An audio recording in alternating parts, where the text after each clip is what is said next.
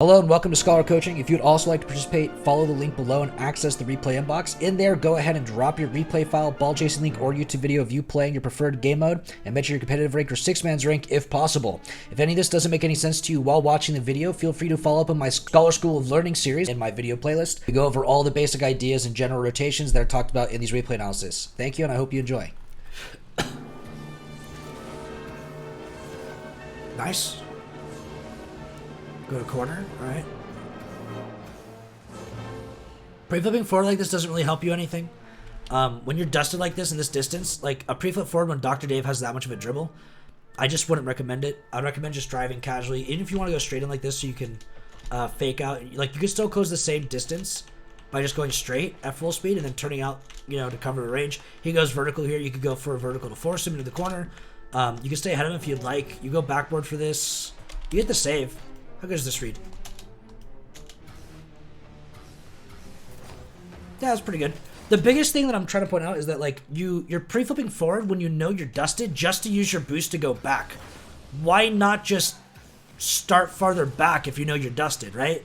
Like, you knew he was beating you, so, like, what was the point of you pre-flipping forward just to drive back to net and waste boost? You're wasting resources. And, like, there's no way you're going to dive him. You're not dumb, you know?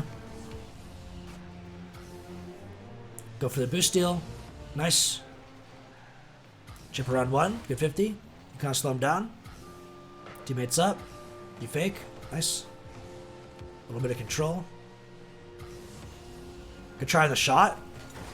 Definitely got to work on those wall shots. You've had a couple of lineups like that. You did a good job with, like, shadowing out to corners and getting that possession in this rink.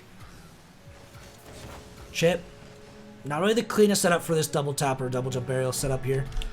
Generally, when you do these, you really want to do it based on a double jump aerial so you have maximum vertical motion. And then it's just about where you touch the ball for the direction you get. So, like, what you end up doing is you just double jump, I'm pretty sure. But you don't pull back or anything. Ah, really?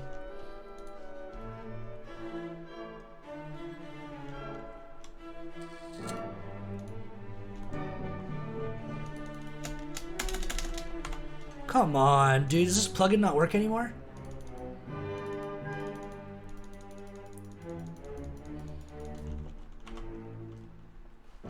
Fixed replay wheel stuck.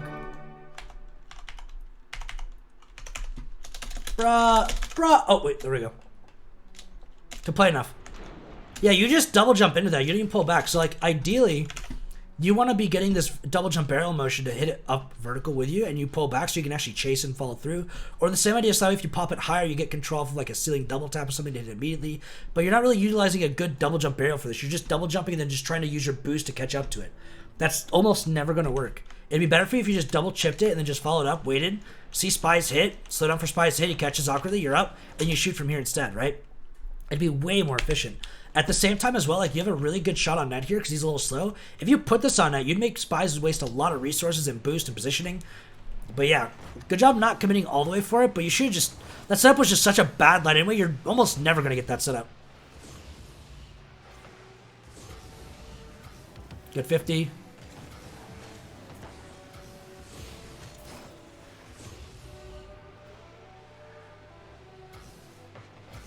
Nice. Teammate cut. Leave it. Nice. Go to side. Ball cam on if you can, and glide yourself up a little bit better. You're using front flips to get this, which is very consistent and very easy to get. Just make sure that you turn one more time. Just, like, get that, take a second to adjust, and then front flip and ball cam on during that front flip.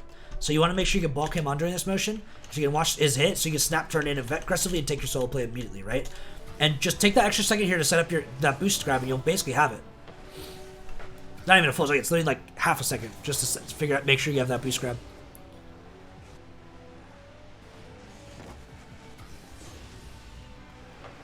Boom. He's gonna cross it. You line up. You let him go again.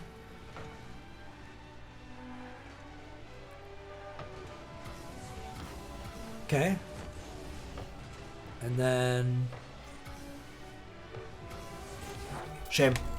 Alright, so coming into here, once you notice that you're gonna let him take it, you may as well kind of reposition, because, like, oh, it's kind of awkward, I can't chase this. So you should turn into midfield now, and then wrap back around, so you can cover the corner here for any immediate shots or plays, so you can be into the play vertical, in case he has an actual play on it. And then at the same time, you can always go up backward if you need to and chase it through the same way with momentum, and you'll still be able to get this touch here, right? That's the most important thing. Ideally, we get that as early as possible so you can get more control on it. But either way, you can still get control in this situation here. It just didn't really pan out. But the biggest thing I'd say to focus on here is that, did you keep possession, you know? Like this hit here is just a little out of your range. You didn't have the grace recovery, so you can't really do this. Just fake them. You can't shoot it. There's no need for you to dunk or block them and whatnot. If you can get a dunk and a breakthrough, that's awesome and all, but it's more effective for you in this situation since you can't get the dunk to just fake it, go back into mid, let your teammate vertical and force, and then be here quicker to save this, you know? And be available for this. And that's really the most effective thing you can do there.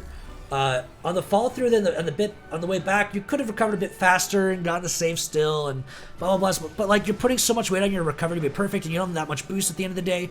So it's better for you just to fake that challenge in the future. And then if you have a better recovery on it, like if you just work on that corner recovery, you could have dunked him and cleared it all day.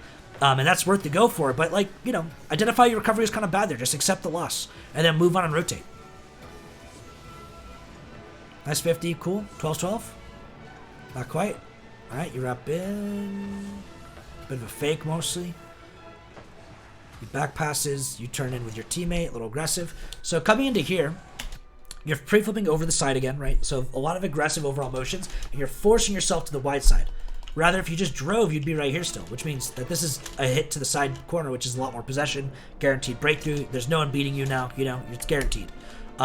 Understanding that you might need that corner side boost, that's fine and all, but if you need it and they have a chance to touch this, then like you can't just go and get it. You should be collecting pads and wrapping around wider like this maybe, and then this is shootable now with like 24 boost. And there's a range that's going to be overall doable. But I feel like you're kind of just tunnel visioning boost a lot. We saw that earlier as well when you pre-flipped into the corner. I mean, side boost and missed it all said and done, but you weren't even watching the play when you're pre-flipping into that side boost. You weren't identifying the next overall motion. You're just thinking, I need this boost and then I'll figure it out. No, the boost is the secondary feature.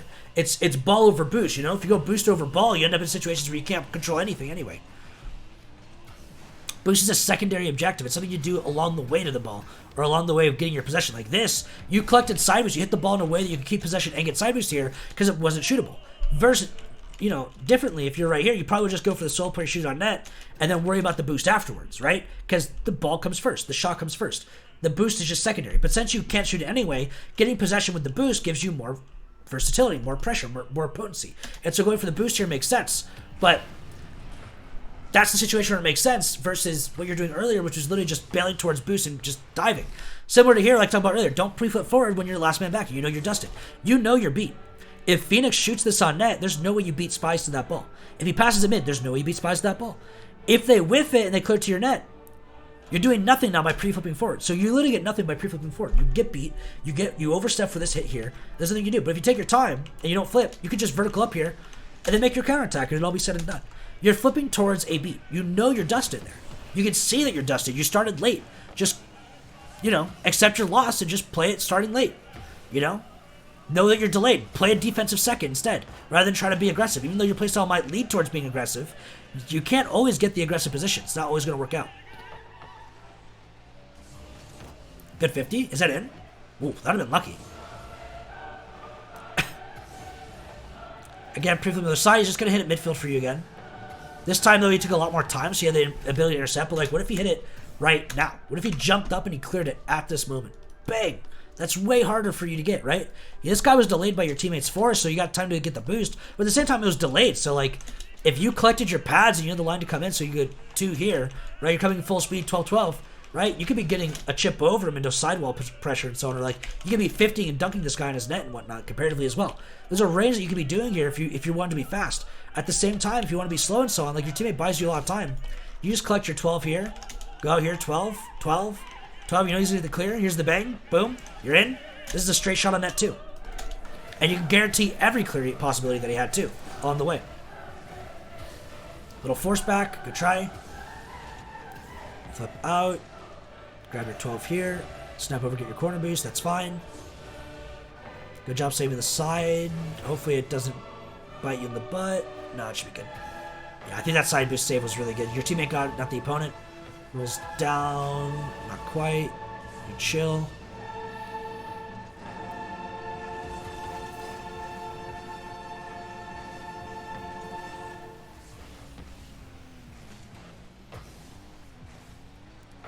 Good job identifying the quarter boost before you committed to it, because now you still have 15 here to engage this.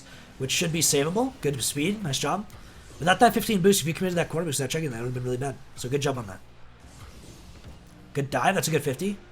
Good job bringing his fake there. Good job spacing on this one. You identified that you're beat there, right? It still turned into a goal because your teammate's shooting it. There's nothing you do anyway. But like you identified you were beat, so you played for the big clear in case he did it. That was good. That's really good. That's the awareness you need every step of this game, every play of it, right? Know that you're beat sometimes. Just play the deeper side.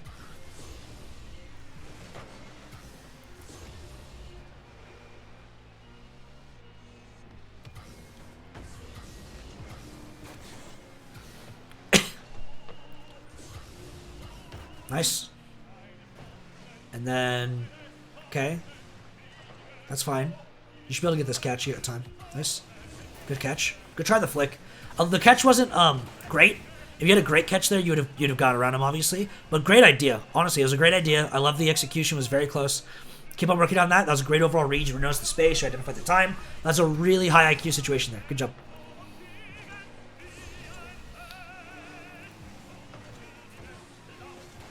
Wait on one. Boom. Try to get it out. That's fine. I mean, a little sketchy. I don't know if I would have trusted your teammate either, to be honest. What you could do to try and smooth it up a little bit, though, is if you notice that he's going for the first touch and you rotate to the time, so you can face in like this. This is a much better engagement line, and you can definitely guarantee the clear behind spies. Makes it more awkward. You can guarantee the save every time, rather than having a double commit that leads you guys into fighting each other a little bit more.